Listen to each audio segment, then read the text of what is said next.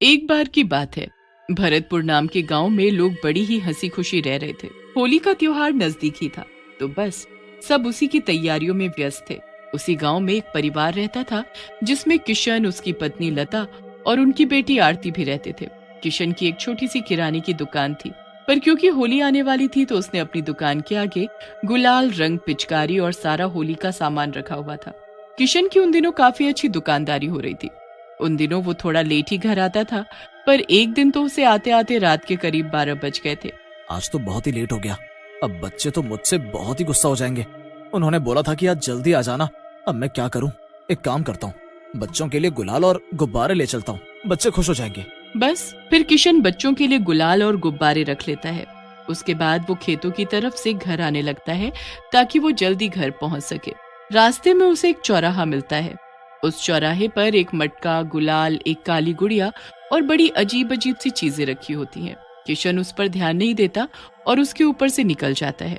किशन का पैर सीधा उस गुड़िया के ऊपर पड़ता है। किशन तो आगे निकल जाता है, पर उस गुड़िया से एक अजीब सा धुआं निकलता है। धुआं उठने के बाद उसमें से एक चुड़ैल निकल कर आती है। मैं आजाद हो गई, मैं आजाद हो गई। चुड़ैल उस गुड़िया से आजाद होकर बड़ी खुश हो रही होती है। फिर उसे अपने सामने किशन जाता हुआ दिखता है, जिसके हाथ में गुलाल की थैली होती है। गुलाल, रंग, अरे वाह, मजा आ गया। इस बार मैं भी होली खेलूंगी। चुड़ैल रंग गुलाल देखकर बड़ी ही खुश हो जाती है। वो चुपके से किशन की थैली से सारा गुलाल निकाल लेती है। फिर वो उसको खोलकर हवा में पागलों की तरह उड़ाने लगती है। उसके बाद वो बचा हुआ गुलाल अपने मुंह पर मल लेती है। होली, होली, मैं मनाऊंगी अब होली। उस रात चुड़ैल अपने मुंह पर रंग गुलाल लगाकर किशन के पीछे पीछे लग जाती है। जब किशन घर पहुंचता है तो वो भी उसके घर तक आ जाती है। अब घर पहुंचकर किशन थैली में से बच्चों को गुलाल निकाल कर देने लगता है, तो उसे थैली में कुछ मिलता ही नहीं है। अरे मैंने तो खुद अपने हाथों से इस थैली में गुलाल रखा था, कहाँ चला गया?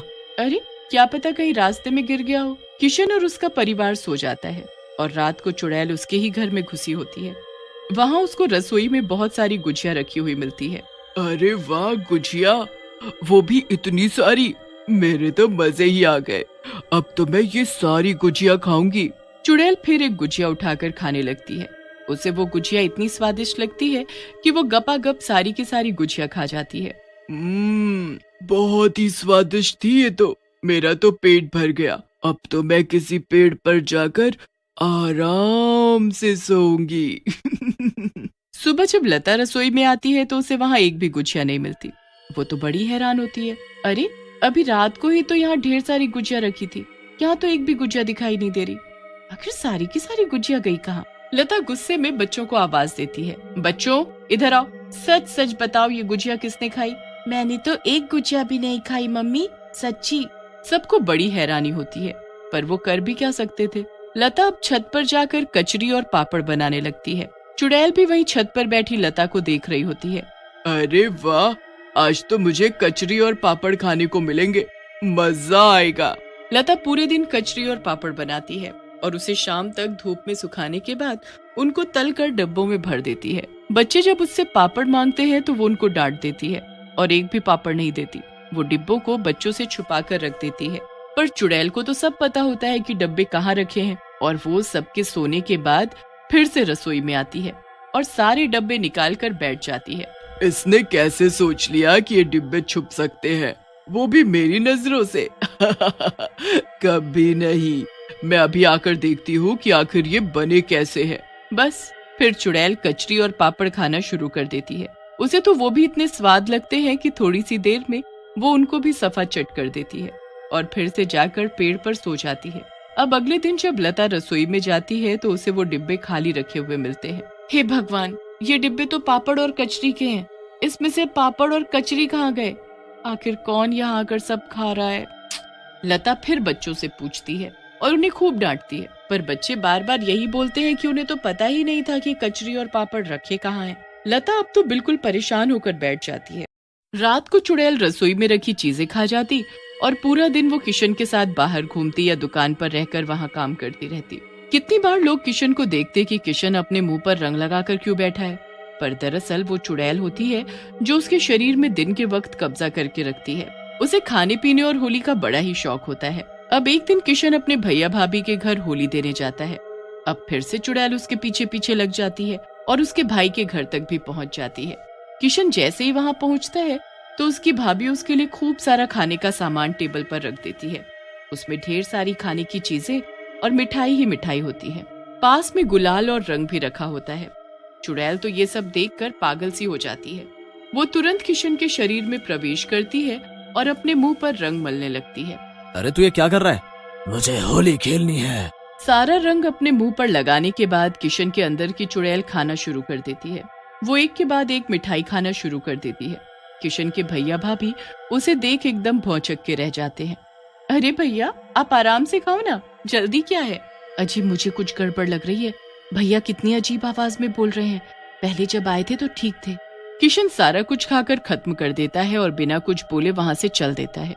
उसके भैया भाभी भी डर के मारे कुछ नहीं बोलते। ये बात हमें लता को बतानी होगी।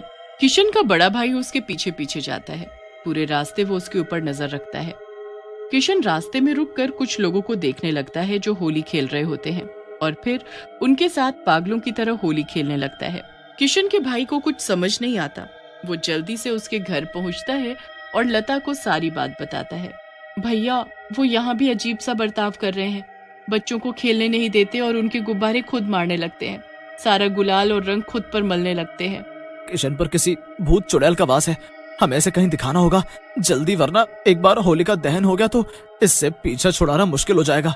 बस जैसे ही किशन घर आता है वो उससे पहले एक तांत्रिक को घर बुलाकर रखते हैं जो घर में सारी तैयारी करके रखता है। ये सब क्या है? ये किसने किया? कौन है तू? तू बता, तू कौन है और यहाँ इस घर में कैसे पहुंची? आखिर तूने इसके शरीर पर कब्जा क्यों किया? ये सुनकर चुड़ैल किशन के शरीर से बाहर आ जाती है। अब तुझे पता चल ही गया है तो तुझसे क्या छुपना। मुझे तो इस किशन ने आजाद किया, तो अब तो मैं इसी के साथ रहूंगी। इसने तुझे आजाद किया?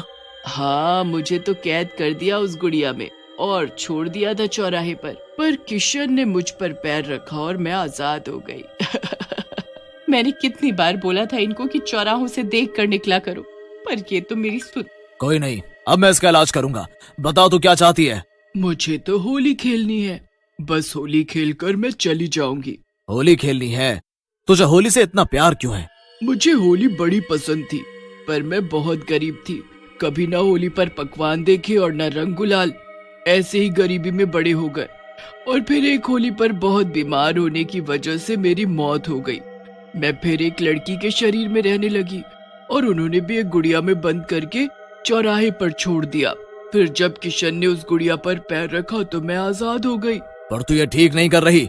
तू अब चली जा इसे छोड़कर। ये तेरा घर नहीं है और ये तेरा शरीर नहीं है। नहीं नहीं, मैं कहीं नहीं जाऊंगी, यहीं रहूंगी, होली मनाऊंगी। तेरी होली खेलने की इच्छा को मैं पूरी करवाऊंगा, पर तू वादा कर कि उसके बाद तू यहाँ से चली जाएगी हमेशा के लिए। ठीक है, पर मुझे इस बार नहीं बल्कि हर बार होली खेलनी है। तू मुझे कैद नहीं करेगा, बस हर साल मैं आऊंगी, होली खेलूंगी इन लोगों के साथ। अगर तुम हमें कोई नुकसान पहुंचाए बिना हमारे साथ होली खेलोगी और बस खा पी कर चली जाओगी तो हमें कोई दिक्कत नहीं, पर तुम कभी किसी के साथ बुरा नहीं करोगी? नहीं करूंगी, बस मुझे होली खेलनी है, पकवान खाने हैं। चुड़ैल की बात को लता मान जाती है और अगले दिन होली पर सब खूब होली खेलते हैं। चुड़ैल की वो पहली होली होती है। इतने सारे रंग, इतना सारा गुलाल, पिचकारी, गुब्बारे और ढेर सारे पकवान। चुड़ैल ये सब देखकर बड़ी ही खुश होती है। वो लता, किशन और बच्चों के साथ खूब होली खेलती है। ये मेरी पहली होली है। आज मैं बहुत खुश हूँ। बस तुम चुपके से मेरी गुजिया और कचरी मत खा जाना। हाँ। नहीं नहीं, मैं सबके साथ ही खाऊंगी। सब लोग हंसने लगते हैं। चुड़ैल की होली खेलने की इच्छा पूरी हो ही जाती है। फिर वो हर साल आती है और किशन, लता और बच्चों के साथ होली खेलकर चली जाती है।